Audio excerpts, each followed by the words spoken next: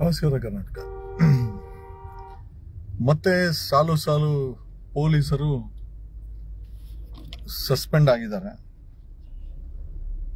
ಎಲ್ಲಿ ಅಂತ ಕೇಳ್ತೀರಾ? ಬೆಂಗಳೂರಲ್ಲಿ ಸಾಲು ಪೊಲೀಸರು ಸಸ್ಪೆಂಡ್ ಆಗಿದ್ದಾರೆ.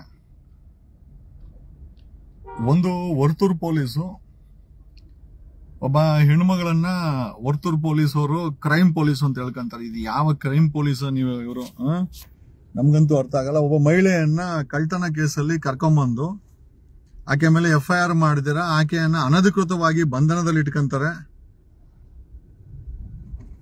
ವರ್ತೂರು ಪೊಲೀಸರು 3 ಜನರನ್ನ ಬೆಂಗಳೂರು ಸಿಟಿ ಪೊಲೀಸ್ ಕಮಿಷನರ್ ನೋಡ್ರಿ, ಯಾರನ್ನ ಮನೆಗ್ ಬೇಕಾದ್ರೆ ನುಗ್ತಾರೆ ಇವರು. ಈ ಪೊಲೀಸರು ಯಾವ ಮಟ್ಟಕ್ಕೆ ರಾಕ್ಷಸರಾಗಿದ್ದಾರೆ ಬೆಂಗಳೂರು ಪೊಲೀಸರು ಅಂತಂದ್ರೆ, ದುಡ್ಡು, ಲಂಚ. ಆ ಸಂಬಳ ತಗೊಂಡಾಗ ಎಲ್ಲಿ ಬಿಸಾಕ್ತಾರೋ ಈ ಲಂಚ ಬಕಾಸುರರು. ಯಾರೋ ಆಯ್ ಶಿಷ್ಯ ಅಂತ, ಊನಪ್ಪ ನೀನೇ ನಮ್ ಗುರು, ತೊಲಗರಿ ಇವೆಲ್ಲ ನಿಮ್ಗೆಲ್ಲ ಎಲ್ಲಿ ಬ್ಲಾಕ್ ಮಾಡಿ ಬಿಸಾಕ್ಬೇಕಷ್ಟೇ. ನೋಡಿ, ಆನ್ಲೈನ್ ಅಲ್ಲೇ ಲೈವ್ ಅಲ್ಲೇ ಬ್ಲಾಕ್ ಮಾಡಾಕ್ಬಹುದು ಇಂಥ ಬೇವರ್ಸಿಗಳನ್ನ. ಅಲ್ಲಿ ನಾನು ಪೊಲೀಸವ್ರನ್ನ ವೀಕ್ಷಣೆ ಮಾಡಿದೆ, ಅಲ್ಲಿ ಕೇಳೋನು ಆಯ್ ಶಿಷ್ಯ ಅಂತ. ಎಂತೆಂತ ಬೇವರ್ಸಿಗಳಿರ್ತಾರೆ.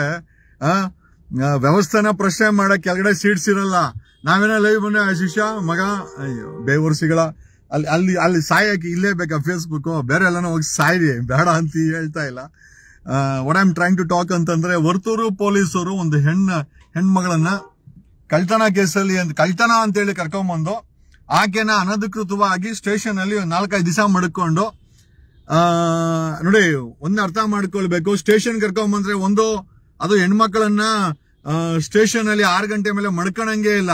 ಆದ್ರೂ ಕೂಡ ಈ ವರ್ತೂರು ಪೊಲೀಸರು ವಿಚಾರಣೆ ನೆಪದಲ್ಲಿ ವಿಚಾರಣೆ ಅನ್ಕೊಂಡು ಒಂದು ಹೆಣ್ಣುಮಗಳನ್ನ 3 ಜನ ಐ ಥಿಂಕ್ ಕ್ರೈಮ್ ಪೊಲೀಸರಂತೆ.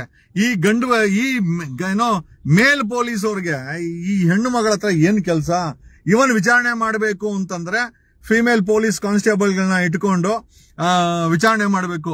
ಆ ರೀತಿ ಅನಧಿಕೃತವಾಗಿ ಕರ್ಕೊಂಬಂದು ಸೂಪರ್ ಐ ಆಮ್ ಫೈನ್. ಅಲ್ಲ, ನಾನ್ ಚೆನ್ನಾಗಿದ್ದೀನಿ, ನಮ್ ಬೆಂಗಳೂರು ಹಣೆ ಬರನೇ ಚೆನ್ನಾಗಿಲ್ಲ.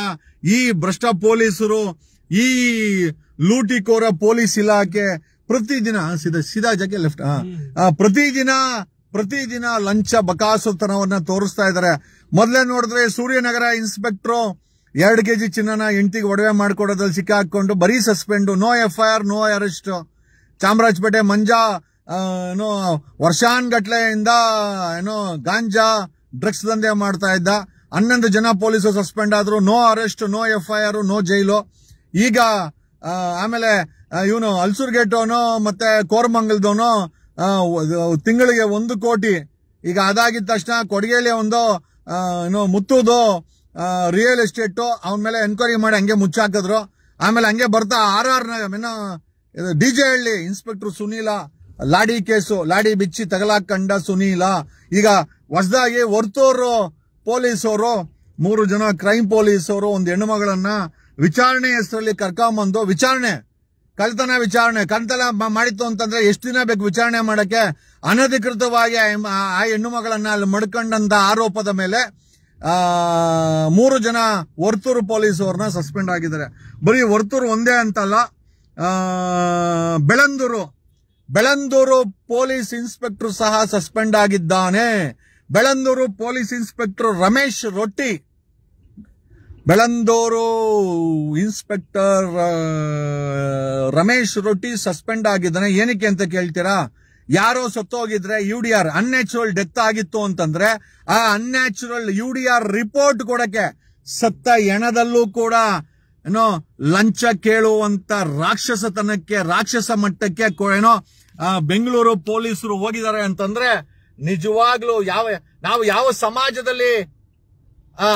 ಸಮಾಜದಲ್ಲಿ ನಾವು ಜೀವನ ಮಾಡ್ತಾ ಇದೀವಿ? ನಿಜವಾಗಲೂ ಇದು ಡೆಮೋಕ್ರಸಿನ ಅಥವಾ ಪೊಲೀಸೋಕ್ರಸಿನಲ್ಲಿ ಜೀವನ ಮಾಡ್ತಾ ಇದ್ದೀರಾ? ಥೇಟ್ ಗೂಂಡಾಗಳ ರೀತಿ ಪೊಲೀಸರು, ಲೂಟಿಕೋರರ ರೀತಿ ಪೊಲೀಸರು ಕೆಲಸ ಮಾಡ್ತಾ ಇದ್ದಾರೆ. ಓಕೆ, ಯಾಕೆ ಅಂತಂದ್ರೆ ಕೇಳೋರು ಮಾಡೋರು ಯಾವನೂ ಇಲ್ಲ.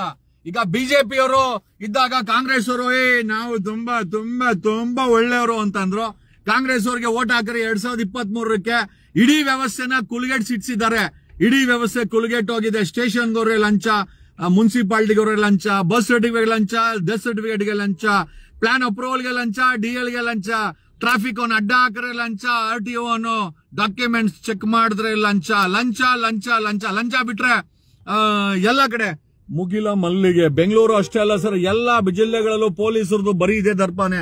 ಏನ್ ಮಾಡೋಣ, ನಾವು ಏನೋ ಕಿಸದ್ ಗುಡ್ಡೆ ಹಾಕ್ತಿವಿ ಅಂತೇಳಿ, ಲೆಫ್ಟ್ ಕಿಸದ್ ಗುಡ್ಡೆ ಹಾಕ್ತಿವಿ ಅಂತೇಳಿ ಬಿಜೆಪಿನ ತೋರಿಸ್ಕೊಂಡು ಬಂದಂತ ಇದೇ ಕಾಂಗ್ರೆಸ್ ಸರ್ಕಾರ ಮಾಡ್ತಾರೋ ಅನಾಹುತ ಒಂದೆರಡಲ್ಲ. ಈ ಕಾಂಗ್ರೆಸ್ ಸರ್ಕಾರದಲ್ಲಿ ನೋಡಿ, ಆ ಉತ್ತರ ಕರ್ನಾಟಕದಲ್ಲಿ ಕಬ್ಬು ಬೆಳೆಯುವಂತ ರೈತರನ್ನ ಕರ್ಕೊಂಡ್ಬಂದು ಬೀದಿ ಕುಣಿಸಿದರೆ ಬೆಳಗಾಂ ಪೂರ್ತಿ ಬ್ಲಾಕ್ ಆಗಿದೆ. ಇಡೀ ಕಬ್ಬು ಬೆಳೆಯುವಂತ ಬೆಳೆಗಾರರು ಬೆಳಗಾಮಲ್ಲಿ ಬಂದು ಕೂತಿದ್ದಾರೆ. ಯಾರಿಗೋಸ್ಕರ ಇದು? ಯಾರಿಗೋಸ್ಕರ ಸರ್ಕಾರ ನಡೆಸ್ತಾ ಇದ್ದಾರೆ? ಬೆಂಗಳೂರು ಇದು ಕರ್ನಾಟಕದಲ್ಲಿ 81 ಶುಗರ್ ಕೇನ್ ಫ್ಯಾಕ್ಟರಿಗಳಿದೆ. ಅದಕ್ಕೆ ಎಲ್ಲಾ ಓನರ್ಗಳು, ರಾಜಕಾರಣಿಗಳು, MLAಗಳು, ಮಿನಿಸ್ಟರ್ಗಳು. ನಿಮಗೆ ಗೊತ್ತಿದ್ಯಾ? ಬೆಳಗಾಮಲ್ಲಿ ಕತ್ತಿದಿದೆ, ಸತೀಶ್ ಜಾರಕಿಹೊಳಿದು 2-3 ಇದೆ, ಲಕ್ಷ್ಮೀ ಹೆಬ್ಬಾಳ್ಕರ್ ಶುಗರ್ ಫ್ಯಾಕ್ಟರಿಗಳು. ಬರೀ ಶುಗರ್ ಫ್ಯಾಕ್ಟರಿ ಓನರ್ಗಳು ಮಾತ್ರ ಉದ್ಧಾರ ಆಗಬೇಕು. ಯಾವುದೇ ಕಾರಣಕ್ಕೂ ರೈತ ಮಾತ್ರ ಉದ್ಧಾರ ಆಗ್ಬಾರ್ದು. 3,500 ರೂಪಾಯಿ ಟನ್ ಕೇಳ್ತಾ ಇದಾರೆ, ಅದನ್ನ ಕೊಡಕ್ಕೆ ಯೋಗ್ಯತೆ ಇಲ್ಲ. ಲಕ್ಷ್ಮೀ ಹೆಬ್ಬಾಳ್ಕರ್ ಚೆನ್ನಾಗಿರ್ಬೇಕು, ಸಿದ್ದರಾಮಯ್ಯನ್ಗೆ, DK ಶಿವಕುಮಾರ್ಗೆ, ಸತೀಶ್ ಜಾರಕಿಹೊಳಿ ಚೆನ್ನಾಗಿರ್ಬೇಕು, ಇನ್ನೊಂದೆರಡು ಹೆಲಿಕಾಪ್ಟರ್ ತಗೋಬೇಕು.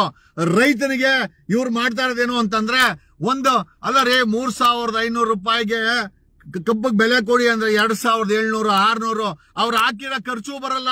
ಒಂದ್ ಕೆಲಸ ಮಾಡಿ, ಅವ್ರಿಗೆ ಹಗ್ಗ ತೆಗೆದುಕೊಟ್ಬಿಡಿ. ಸತೀಶ್ ಜಾರಕಿಹೊಳಿ ಬೇಕಾರೆ ಹೆಲಿಕಾಪ್ಟರ್ ಅಲ್ಲಿ ಓಡಾಡ್ಲಿ. ಆ ರೈತರಿಗೆ, ಬೆಳಗಾಮಲ್ಲಿ ಬೀದಿಲ್ ಕೂತಿರೋ ರೈತರಿಗೆ ಹಗ್ಗಾರು ಕೊಡಿ, ನೇಣಕಂಡ್ ಸಾಯ್ಲಿ ಪಾಪ ಅಂತ ಹೇಳುತ್ತಾ, ಕಬ್ಬು ಬೆಳೆಗಾರರ ಬಗ್ಗೆ ಒಂದು ಸಪರೇಟ್ ಆಗಿ ಒಂದು ವಿಡಿಯೋ ಮಾಡಬೇಕು. ಸ್ವಲ್ಪ ಹೊತ್ತಿನ ನಂತರ ನಾನು ಇದನ್ನ ಮಾಡಾಕ್ತೀನಿ ಅಂತ ಹೇಳುತ್ತಾ, ಕರ್ನಾಟಕ ಭ್ರಷ್ಟ ಪೊಲೀಸಿಂದ ತುಂಬೋಗಿದೆ, ಅದನ್ನ ನೀವೇ ಜೀರ್ಣ ಮಾಡ್ಕೊಬೇಕು ಅಂತ ಹೇಳುತ್ತಾ ನನ್ನ ಲೈವ್ ಅನ್ನ ಮುಗಿಸ್ತಾ ಇದ್ದೀನಿ. ಧನ್ಯವಾದಗಳು.